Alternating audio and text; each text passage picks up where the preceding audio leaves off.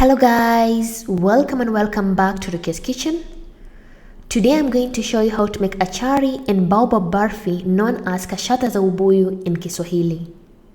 If you haven't subscribed to my YouTube channel, please kindly do so you don't get to miss any of my videos each and every week. Then stay tuned to enjoy my recipes.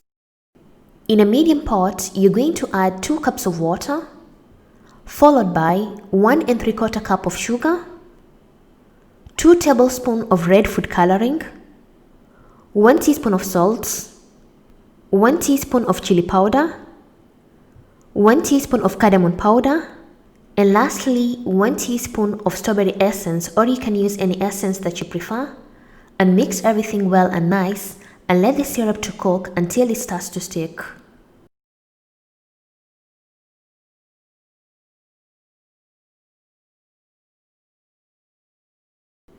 Let the syrup to cook on a medium heat for approximately 10 to 15 minutes until the syrup becomes thick and sticky like this.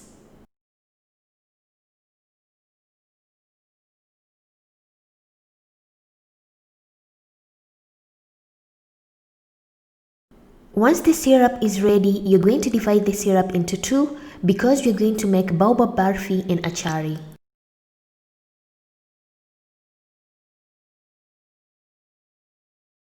So one of the syrup you're going to make achari. You're going to add dried mangoes and mix everything well and nice until the syrup and the mangoes are nicely combined.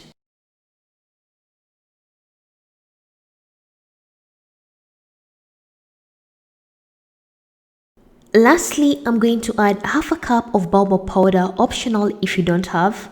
And if you don't have baobab powder, let the acharis to cook until they get sticky and the syrup becomes less.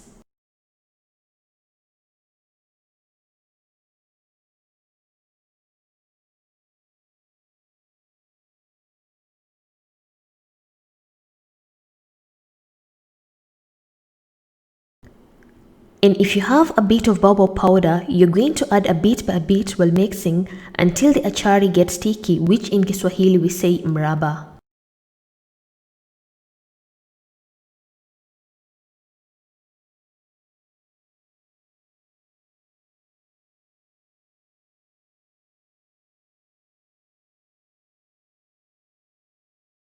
Once the acharis are sticky like this, then your acharis are ready and you're going to place them on a plate. And our tasty acharis and mraba are ready. As you can see in the video, these acharis are so tasty, and enjoy your acharis.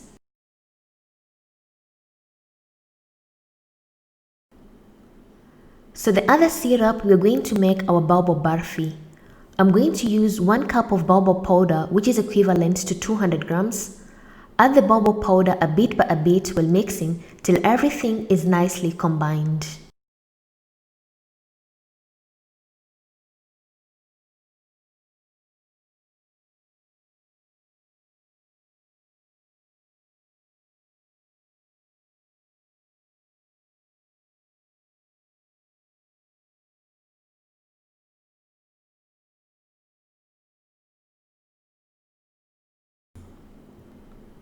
So make sure when you're adding the baobab powder, the heat is so low to avoid the burfi from sticking at the bottom. Once the burfi is thick like this, then your baobab burfis are ready, and remove them from the heat and place them on a working surface.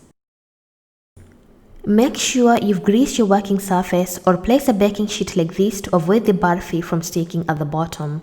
Then afterwards, roll them out and let them to cool down before cutting them.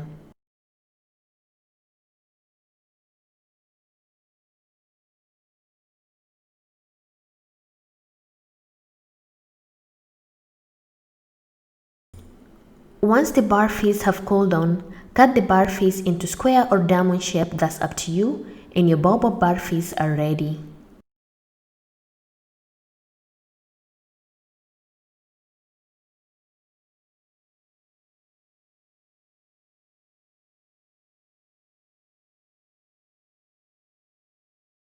Once you're done shaping your burfi, detach the burfis and place them on a plate.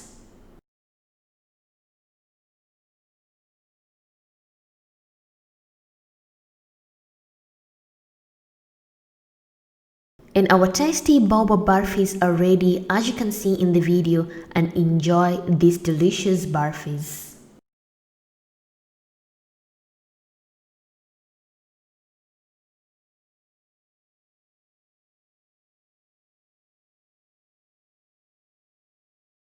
Thank you for watching my video and hope you loved it.